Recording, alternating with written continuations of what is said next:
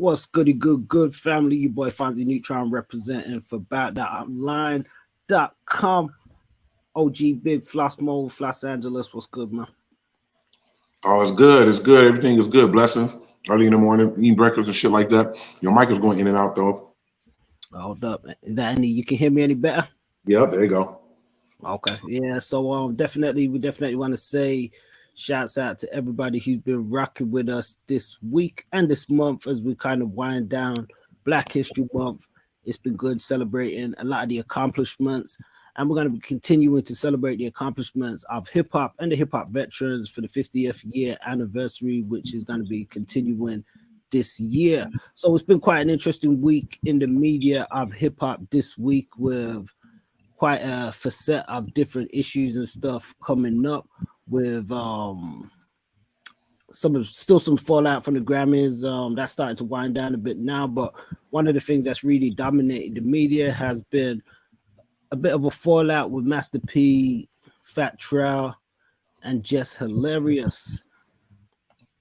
I've been hearing about it.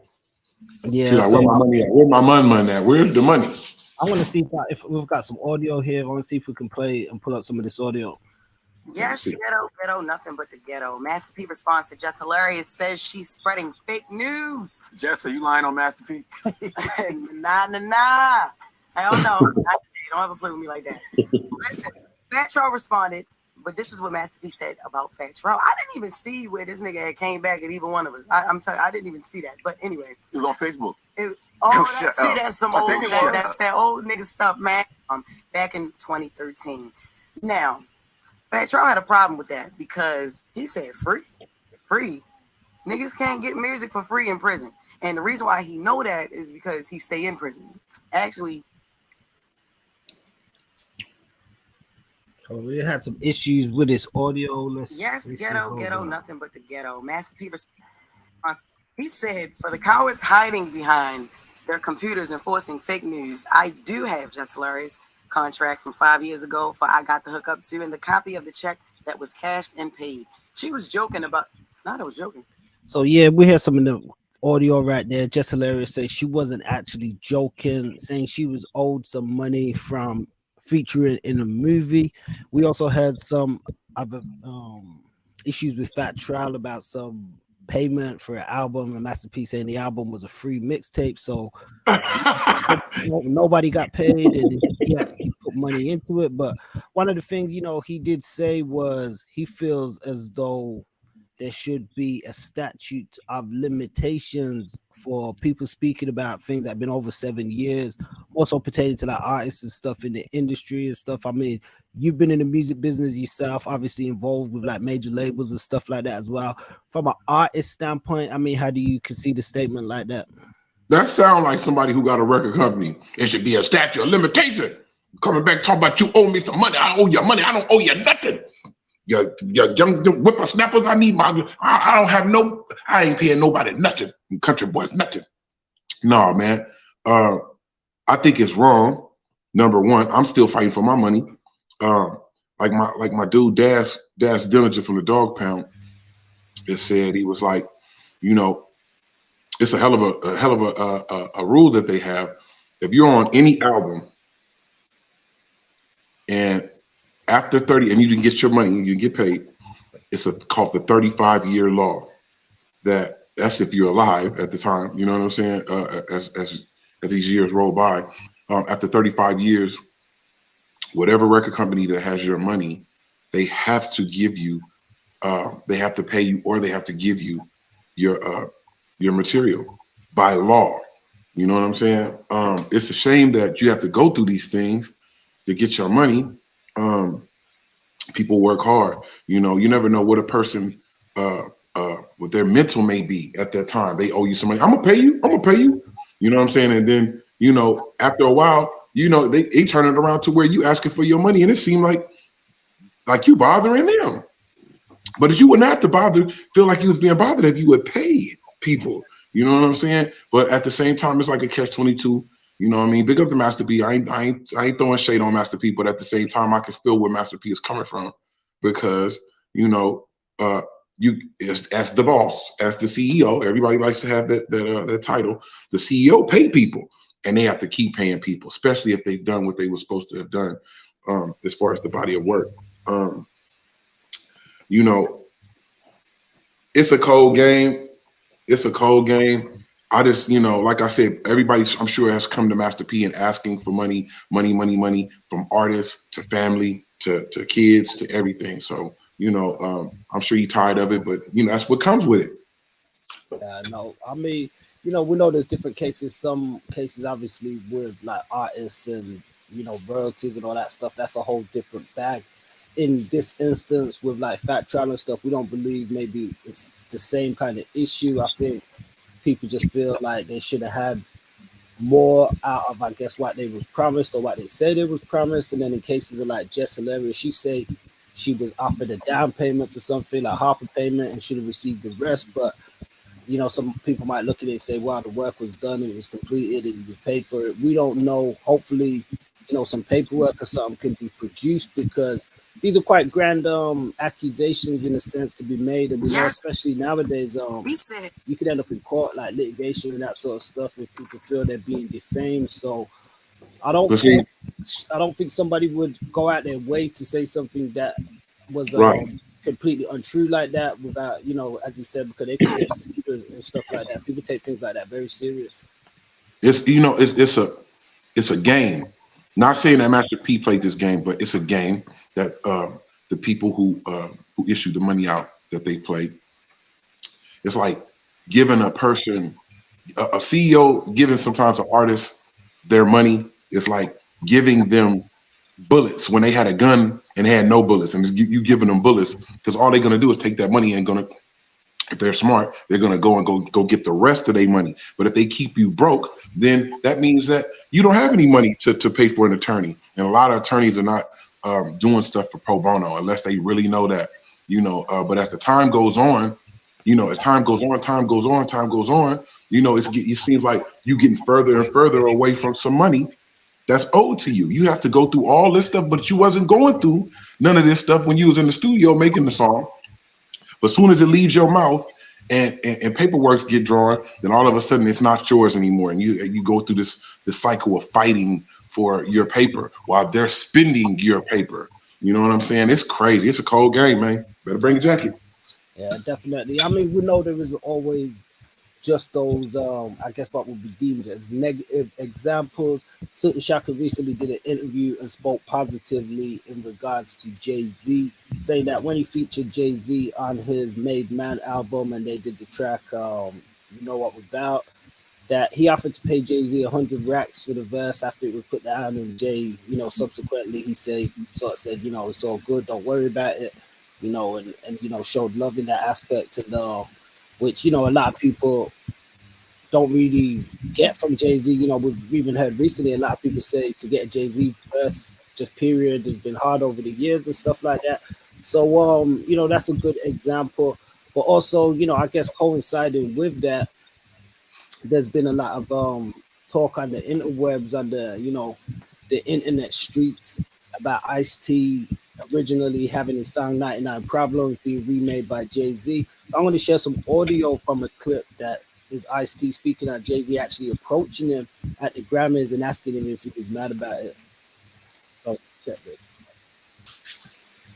Yeah, so you know, you heard some of that clip right there. Jay-Z speaking, Ice-T speaking at Jay-Z, asking him about the situation at the Grammys. I mean, to me, what's kind of interesting about this one is, you know, definitely shouts out to Ice-T and the fact that it speaks to just how, you know, some songs that we're familiar with, the original inception to them and stuff, and how they came about.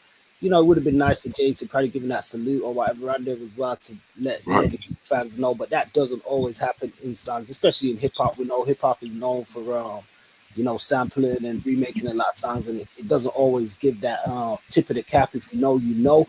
We think of even like Drake does a lot of stuff like that recently, where he takes, you know, stuff from Too Short, Pimp C, different artists. No, but see how Drake did it with Too Short. He was showing homage, and he showed homage. You feel me? And he showed homage to E40. I think what Jay-Z did is what you call stealing. That's what they call this. Yeah, I think that's what they call it. They call it stealing. And so I'm explaining this shit. I'm gonna break this shit down. What it is that you have these big celebrities. You have okay, mediocre MCs, and you have top MCs. So the top MC is around. The top MC is traveling around. He's in the studio. He's taking pictures. He's doing all his press runs. He's doing all this shit. You know what I mean? So he really doesn't have the time to sit up like how we was on the corner, you know what I mean? Or just, you know, vibing and chilling. And all of a sudden these words come out. These words, these sayings and all this shit come out. So you have a person like a Jay-Z or a Snoop Dogg or somebody with that type of caliber or height that will see these young dudes, they see Jay-Z, they see the Snoops. So they trying to show off and they coming with their best shit and they little slangs and popping their collars and doing all this old type of shit. Not knowing that it's going to be years before these cats come out to display these words, these slangs and all this type of shit.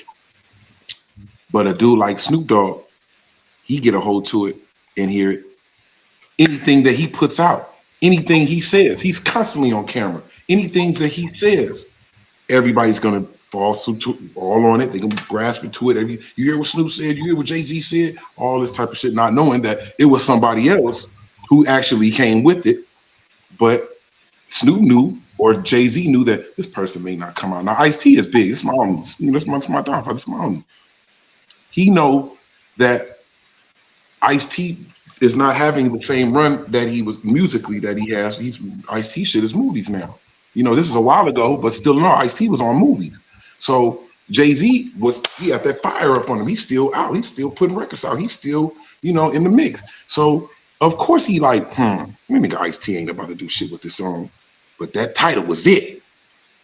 And he took it and ran with it and did what he did with it. Now his character is not looking so good after Ice-T says this, because anybody that's normal, that got respect, is gonna show homage and pay homage. But how would that look? Jay-Z taking something from Ice-T and putting it out. You know what I'm saying? And showing homage to him when Jay-Z's supposed to be the king of New York, or the king of not letting nobody, you know, all his shit is, this is a nigga who go up in there and don't even write. You know what I'm saying? He go off the top of his head, all the stories that we hear about Jay-Z being in the studio and all that. So for him to do that, to be on that, and to show homage to Ice-T, which he should have, because I think Ice-T was through with it before you niggas knew what to do with it. You understand what I'm talking about? So I feel like, you know, I'm not throwing too much shade on Jay-Z, but it kind of make his character look kind of funny. You know, you got Dame Dash that's constantly on it, letting niggas know like this nigga's a, you know what I mean, like on some real shit. So the fact that he did do that with Ice-T, and Ice-T had to come out and expose it, and then he did it on a shade, hey, you know what I'm saying, at the Grammys, hey, you know what I'm saying? No, nigga, expose it. Yeah, say that you took it. I could hear that vantage point. I know there's definitely, you know, multiple sides to each story. We can't say, you know, what Jay's intention was. Maybe he had the best intention. We have seen even on YouTube, people have put together clips saying, you know, Jay-Z the biter, and they've got like, you know, a Jay-Z verse to the big verse, and a Jay-Z verse to the pop. He took a lot of big verse. And you know, there's always people gotta look at, is that paying homage or is it artistic interpretation? Because I guess people know that, you know, sort of like if Jay-Z chooses to do that stuff, you know, people might look at it and support it. Some people might dislike it, but they can't really take nothing or too much away from him as an artist. But then again, with that being said, you've got people questioning even now his artistic integrity. We've seen Big Gip doing a string of interviews and speaking in regards to like Tupac and stuff, and saying, you know, if Pac was still around or if this person was still around, Jay-Z's career might have been different. I mean, ultimately, we know that of course it would have been different. Everybody, of course it would have been different. It would have been different in that aspect. Yeah, I mean, we know if Biggie would have been alive, who is Jay-Z? The same nigga that was hanging up with Jazzo with the Hawaiian shirts on? That's what you talking about? My whole thing is this. If you look at it, he did a lot of taking, a lot of bigs taking. You know, person can say that they your friend and all that type of shit, but you in the way. So that's in order for Big, for Jay-Z to be who he was, Pac had to die. Pac, people ask Jay-Z if you ever met Tupac. Never met him a day in his life, and Tupac had no problems on going all the way in on Jay-Z. He already seen that he was going to be the person that was going to be in the way, because you know what I'm saying, he was getting that notoriety and all that. But man, who would Jay-Z be if you know, I'm not, and I ain't taking away throwing no shade on Jay-Z like that. I love Jay-Z music. I know all this shit and all that. The greats, you're supposed to study them. You're supposed to study the greats to see what's making them great. But I'm just keeping it 100. He took a lot, stole a lot of lines. You know, even Nas even said, how many verses from Biggie gonna come out your fat lips? You know what I'm saying? Just keeping it 100. Yeah, I mean, Jay, you know, did say you made it a hot line to Nas. I made it a hot song. I mean, we know Jay just. I'm gonna keep it real. Like, I've never been the biggest Jay-Z fan. I always respected him as an artist from his ability, you know, especially from having a certain level of lyrical ability and stuff. And you know, I was primarily a Pac fan. And similarly to when you hear these interviews when people talk about Pimp C and they say, you know, Pimp C didn't want to mess with Jay-Z because Pac dissed him out. I, like a lot of Pac fans, had that mindset as well for many years, but it was like anybody Pac didn't mess with, I wasn't messing with, you know, and it was Tupac don't like him, I don't like him, and all that. You know what I mean? I was sort of like that with Jay, and you know, it took me some years to, you know, really start listening to him more and stuff, and you know, respecting, I guess, more of the businessman and other things that he became, and you know, just the way he moved in a different respect. But I don't want to go too much that direction because I want to go back to what some of the points Ice-T made, which I thought was interesting. We see that not only if it's, you know, true that Jay-Z approached him and asked him that, it kind of quantifies that when we see these stories going viral online and stuff, we know that these celebrities are definitely, you know, paying attention and watching, stuff's getting back to them and stuff like that as well. You know, that quantifies that. And also a point that Ice-T made, he said, you know, Jay-Z asked him about it and he had to explain to him, like, he just told the story, which is, you know, just a story and stuff. He told the truth. There ain't no hate involved. He just told the story. I mean, he told his how he seen it. Jay-Z can tell how, I guess, how it came about on his end, and in between that, they could find, you know, obviously a truthful result. But it just brings back to sort of the stuff that Master P was saying as well, and you know, about the statute of limitations and that sort of stuff. Not just dealing with artists, but just in terms of when we're looking at modern media and stuff nowadays, you're gonna get that where people have the right to kind of tell stories and stuff. Because we see that their eyes telling the story, somebody might construe it one way, but I mean, he has a right to tell his experience. Right.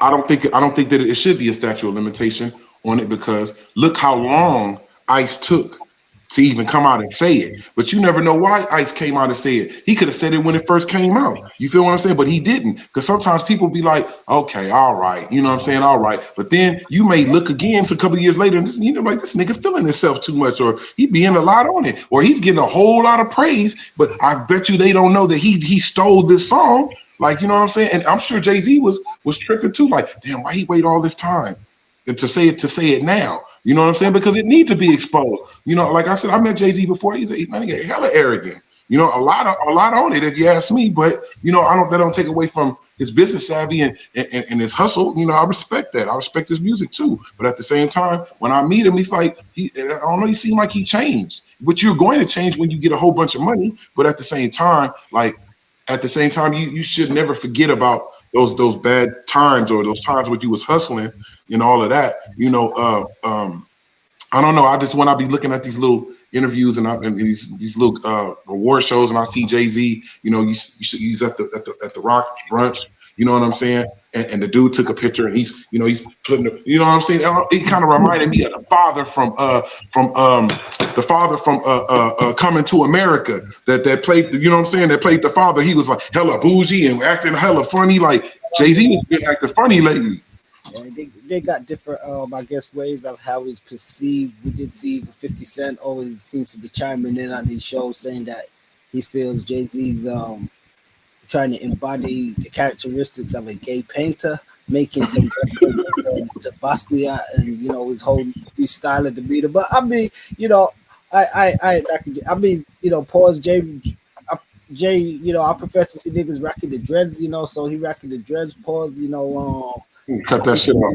At least he tried to rep for the culture. You know what I mean? He ain't repping no coach. You need to cut that shit off. Jay-Z was it when they came out with the rock with all of them all together, Benny Siegel Freeway. That's when Jay-Z was it. Other than that, man, cut that shit off, man. You out there looking like the Hawaiian Punch Man, man. Cut that shit off, man. He tried to rap the Natty, man. You know, right? No, that's that. I'm so rich, I can look any motherfucking way. I can look any way, and people going to accept me. I ain't no ugly billionaires and all that. Bruh, cut that shit off. Yeah, Flossie, definitely not. You got no love for Jay, bro. No, I do got love for Jay. He being a lot on it. We just keeping it on it. Now, when Jay-Z get a certain moments, I'll be like, that Jay-Z, that he popping. When they came out the parking lot pimping and all of that. But right now, that money didn't change them, which is going to change you. But this is, you should never keep your mind off of that black thought, because no matter in this world, no matter how much money that you have, you still is an NIGGA, and that's real deal Holyfield. Yeah, you know, but you know, just looking at, I guess, what you would say, Black thought. There's been a huge surge of Black thought across modern media, primarily through YouTube. A lot of it is seen a lot of drama and stuff. People competing for views, competing for money, competing for attention, all sorts of stuff. One of the recent fallouts we've seen off the back of a Vlad interview was with Boosie and T.I. We've seen, you know, Charleston White, Hassan Campbell, all sorts of people chiming in and going backwards and forwards with each other. I mean, weirdos in it. Yeah, you know, I just watched something, I think, with Doggy Diamonds, he was going hard on Hassan Campbell and stuff, and it's like, everybody seems to be competing in one aspect for views. Not everybody, I won't say. Some people are. And but just, have you had the chance to check out any of these situations, what been going on? Man, I seen the T.I. and Boosie thing, and I don't know, man. You know, it's, you know, evidently some shit gonna come out. It's been coming out about T.I. I met T.I. several times. Hella cool. If you see your future going down the tube, you know what I'm saying? And yeah, it's not like he just got caught. It was an informant that did what they did with him. But you know how I feel about it, man. As far as being on the platform that they were on, and this shit explode how it explode. That's what I'm cool on. You know what I mean? Not trying to be biased or racist or anything like that. I just rather it had been on a different platform, so it doesn't look like how it's looking. You know what I mean? Slave master is letting the slaves fight amongst each other, and they fight for attention and all this old type of shit, which T.I. ain't fight for attention. You know, he's being attacked, so you know he's going to defend himself. I just hate the person that's behind it. You know what I mean? That's stirring all of it up. You know what I mean? Like and when he be in these pictures and how he be looking in these pictures, you know what I'm saying? As he's stirring everything up, it's just looking real like, you know, 2023 slave trade. Like, no, it's definitely an interesting notion, and we've seen, you know, Vlad definitely been called out before in the past for, I guess, his attitude and just his approach to the stuff that he wants to uncover with artists and stuff. There's a white gatekeeper for black people on black people's narratives and what they got going on with them. It's a white person, you know what I'm saying, behind it. It's not even being racist. It's just the fact of he knows how it's looking and he don't care and they don't care. And so, you know, at the end of the day, I'm not gonna care. Yeah, no, I don't think he's that concerned with how things are going to affect, you know, the wider community and stuff. He there for, I guess, the entertainment aspects and stuff like that, and, you know, and business and stuff like that, you know. I mean, we did cover Boosie's response. We have looked at some of the stuff. We've even, you know, Charleston White, you know, he's really took a left field now with, I guess, establishing himself as a comedian and saying that this was his task all along. He just wanted to be known as a comedian and kind of get himself out there. So, you know, I mean, what do you think of that, Charleston White, and how he's been able to boost himself into the forefront? Some say he's moving in a dangerous way because he recently had a show that they say had to be canceled allegedly because of Jay Prince and some of the stuff. Sure, because he didn't open up his mouth, and Jay Prince not playing at all. But Charleston White, you know how I feel about that sucker. Take one of his eyeballs out to go play marbles with it. You know what I mean? Like I really don't care for dude. You know, sometimes he'll say some cool shit sometimes, But you know, that nigga's ignorant. He's too ignorant for me to be listening to. You know what I'm saying? And he better watch himself. Better watch what he doing. Watch his back and his front, because all that shit he talking about, the police ain't gonna protect you all the time. The police gonna get tired of that after a while. You know, and your 30 minutes of fame is gonna be over, and then that's gonna be it. People want to see at his stage right now. People don't want to hear what Charleston White want to say. People want to see Charleston White. He want to blow up and really send the internet into a viral state and go viral and kabloom. They want to see him get beat up. They want to see somebody catch Charleston White and beat him up. That's when he's going to go into orbit as far as this internet shit. That's when he's going to go into orbit. Yeah, you know, I know he said, I think he wanted to be known as kind of like a new age Dolomite. Who a new age Dolomite? Dolomite rolling around in his grave right now. Yeah, that's how he said you know, that was his, I guess his motivation was Dolomite, you know. Who said that? Charleston White? I believe so. Man, he need to get somebody need to slap him. Way down in the jungle deep. A signified line stepped on a monkey's feet. He said, "The fucking can't you see? You standing on my goddamn feet." Charleston White, you need to knock it off. He ain't nowhere near no Dolomite. You know, I guess, you know, what happens with his career will remain to be seen. Currently, he definitely doing a lot of interviews and stuff like that. Terrence Gangster Williams his name's been out there quite a lot recently with, I guess, people calling him out for being a rat and stuff, and him actually putting videos out himself saying, you know, yeah, I ratted and what, giving his opinion. I think, you know, I don't pay too much attention to some of that stuff, and I think, you know, as you know, we talk about entertainment, but we don't just focus on entertainment. We got DOA TVM. We focus on socio-political issues, black issues, all sorts of things.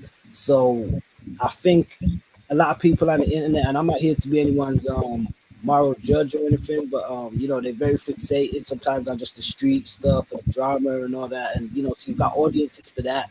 I feel he kind of does hold a lot of that audience to a degree. And then you've got like guys like Hassan Campbell, where he got like a huge audience, but I feel as though it's a bit strange nowadays because people seem to really, I guess it's been like that from, you know, the dawn of time to an extent, but people seem to really want to follow like somebody else or have somebody, you know, tell them how to live or what they, and I don't personally think, you know, when people enforce their opinions a bit too much, I can listen to other people's opinions and we can all draw information and try and learn from each other, but when people take a position like they know it all and they've got all the answers and stuff, I kind of find that a bit problematic and stuff. So some of these guys are going a bit too crazy, I think, with just the social media, the YouTubing, and you know, the blogging. You know, as I said, I'm not here to judge. I'm just playing my part. But I think there is a lot of craziness and stuff with a lot of these bloggers. And it's a shame because it seems when it comes to the black guys, it's that crab in the barrel mentality a lot of times as well, where you don't really see. Somebody correct me if I'm wrong, but a lot of like white YouTubers beefing with each other and all that stuff. You don't really get it as much, you know. I don't see it. Maybe I'm not in that demographic. Right. You know, it's like I don't know, man. If you really look at it, this shit kind of reminds me of like when we used to go to the grocery store and you getting in line to pay for your stuff, and you look to the left and you see the Star magazine, you see the Inquirer, you see all these smut magazines and publications. It's because that's what it is. People like the gossip. People are infatuated with the gossip, the other side of the story, not just one side of the story, and make you seem like you an angel. People want to hear the dirt, the real juice in the dirt. That's what it is, you know. But I think that people, especially us, we're going too hard. You know what I'm saying? Just to get those likes and subscriptions, you know, to where they going out and saying some things that they know they shouldn't be saying just to get those looks. You know what I'm saying? And all of that. But what's going to happen is you're going to get beat up. That's what's going to happen when these people catch you. You know what I mean? The internet is for the world to see. So you throwing smut on people's name. You know, it's one thing to have an opinion. You know, I feel like on this show, we have our opinions. We have our little things to say and make light of it and say little things. But to like actually go out and go bash somebody and go out their way to make to somebody else's demise, no, we're not doing that. So, you know, at the end of the day, I want everybody to ball out to get to the mun and have fun. You know what I mean? I don't want to see nobody in a bad position. But if you out there doing wrong things and they need to be exposed, then, you know, shit, your day is coming. Yeah, no, that's a fact. Well, you know, I always say You know, one thing, the truth, it doesn't need anybody to defend it. The truth always going to be the truth, and you know, it defend itself. So sometimes people who are fighting to defend something, oftentimes they're fighting to defend something that isn't truthful. And you know, that's why sometimes you see so much opposition with people wanting just people to share stories and be truthful and let information and stuff get out. So we don't want to be like confining people that they can't have their freedom of expression and freedom of their voice, you know. But everybody ain't lying though. Everybody ain't lying. You don't never hear nothing about IC bad. You don't never hear no scandals or no type of shit like that about him. Because you know why? Because he working. They don't got time for that. You know what I'm saying? So it's like, you know, it's like a double-edged sword. People know what not to believe, but at the same time, like everybody can't be lying. Everybody can't. Some people believe what they want to believe. That's one thing I definitely see with people and stuff. So that's why I say the truth. Don't need anyone to defend it, because I feel as though just in life and society, that's why I put no squares allowed on a lot of stuff, because you can't put me in any of your categories or boxes. And the thing is, people are always trying to convince you of what they believe. You know, somebody believes in Islam or they're Muslim, they want to try and convince you gotta be that way. Right. But see, being a Muslim been going on forever. Being a Muslim been going on forever. They just got the word. You know what I'm saying? Now I'm trying to preach it to you.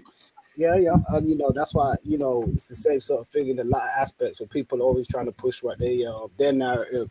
And you know, speaking of the Muslims, I guess that's a good segue, because recently it's been announced that Malcolm X's daughter is suing the CIA, FBI, and the NYPD for, you know, the wrongful death and assassination of Malcolm X, not Martin Luther King.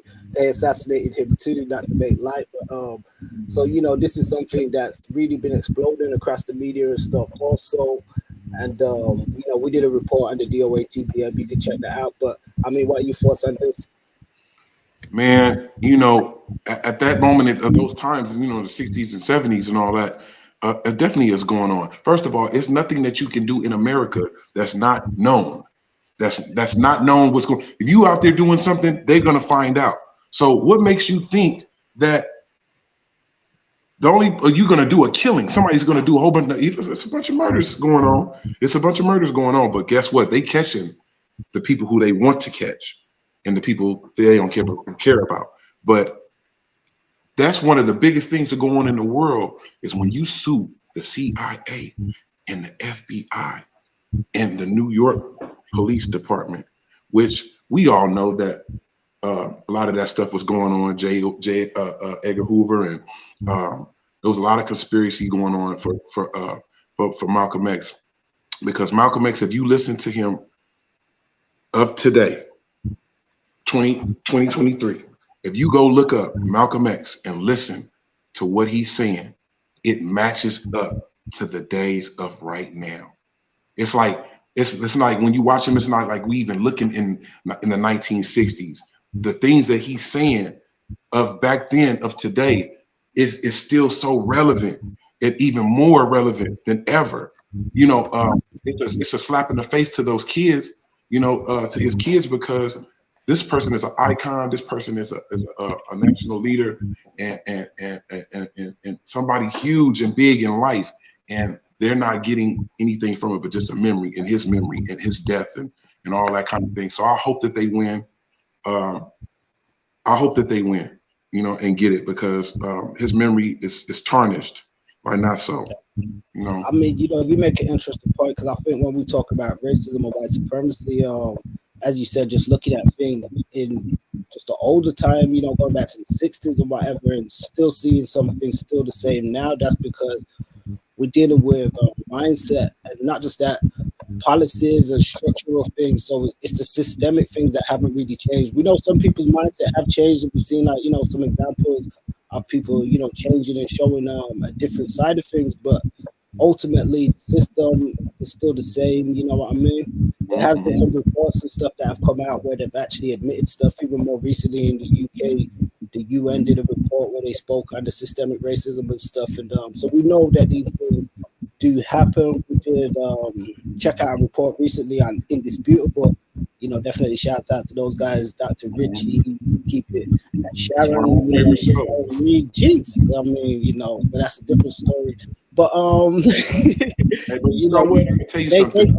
they had an interview. I just mentioned it. They interviewed a guy he was originally involved in the Black Lives Matter movement, and there was some federal agents and stuff that were found to have infiltrated, and they was selling them ammunition and trying to coerce violence and stuff, and that actually came out and was exposed. So as much as when we hear about Powell Pro and hear about all the things that as you said, the J. Edgar Hoover and the FBI, the CIA, these people conspiring against the groups way back then in the 60s and stuff, in the 70s, it's still happening to this day.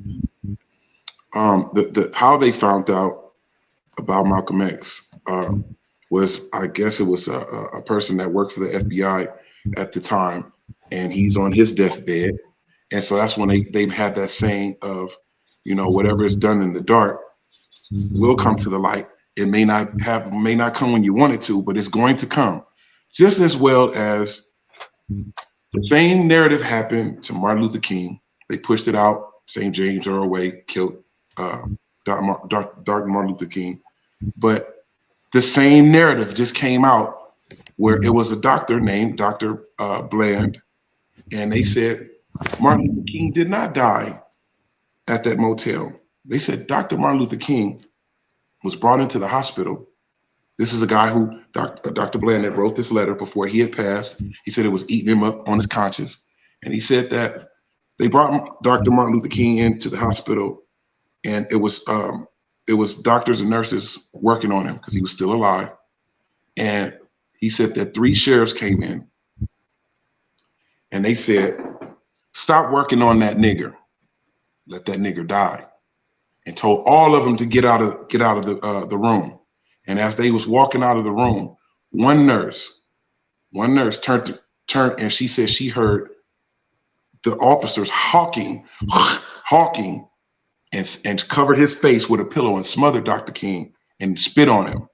And that's how they said, the guy said, Dr. Bland said that's how it happened. Just as well as as Malcolm X. You know what I'm saying? These people, this stuff comes out because it's a shame and it's terrible, and it's something that we have to live with and go through our history and look at, and all of our Black leaders are getting killed and shot down, from Malcolm X to Martin Luther King to Tupac to and etc. So that just shows it's a conspiracy that's going on, and they trying to cover. What you just said, man. I mean, that's despicable. Obviously, if it's true and stuff, and it kind of reminded me of an old lecture from the Honorable Elijah Muhammad, where he spoke, and not just in the lecture, but he spoke candidly in his era a lot of times about the necessity of needing Black hospitals. He was like, and when we think of, like, as you just mentioned, those guys going into the hospital and then subsequently they pass in the hospitals.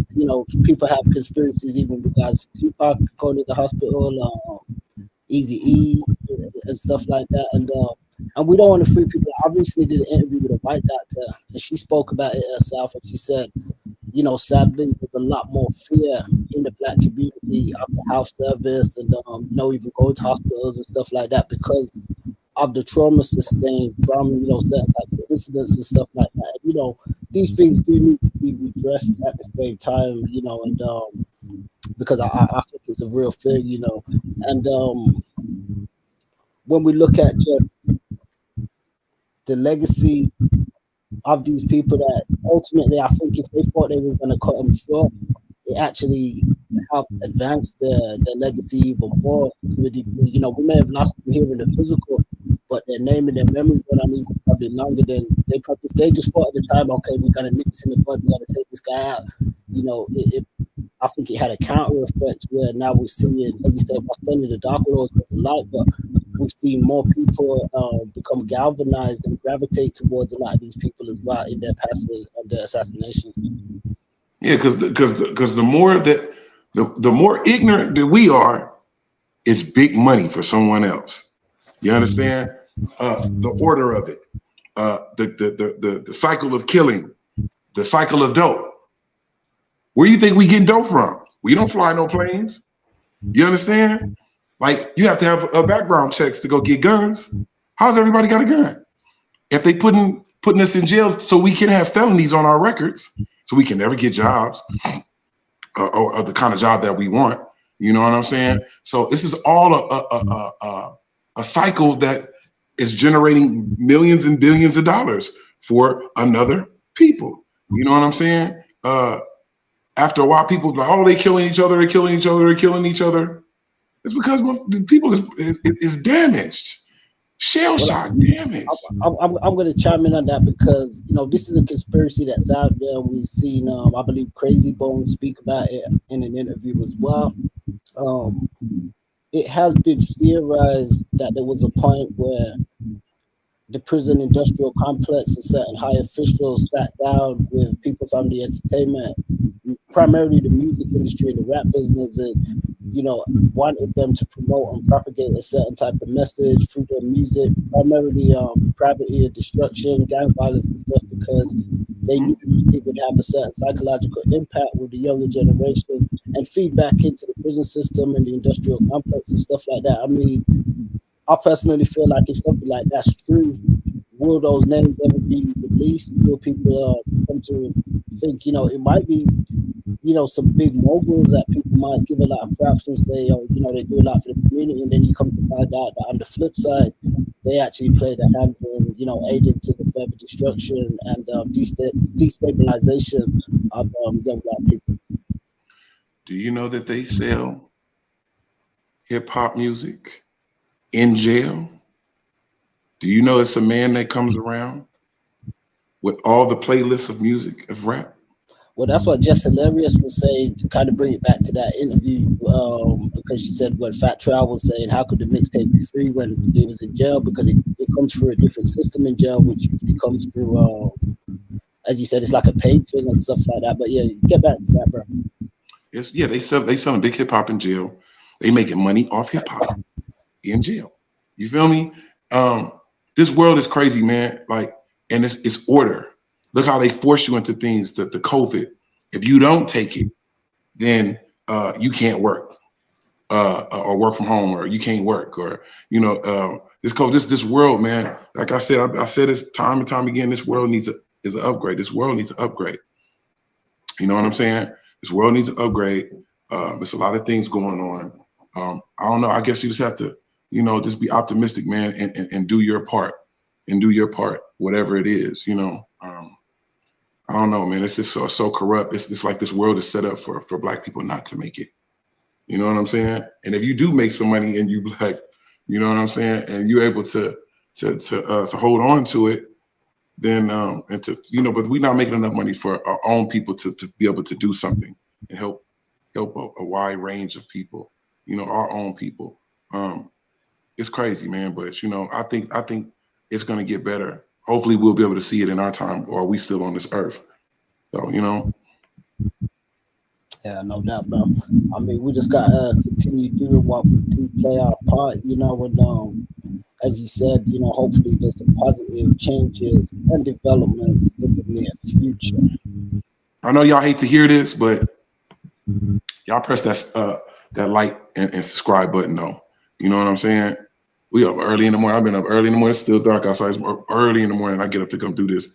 You know what I mean? Because I feel like it's some things need to be said, and certain things need to be said about certain people.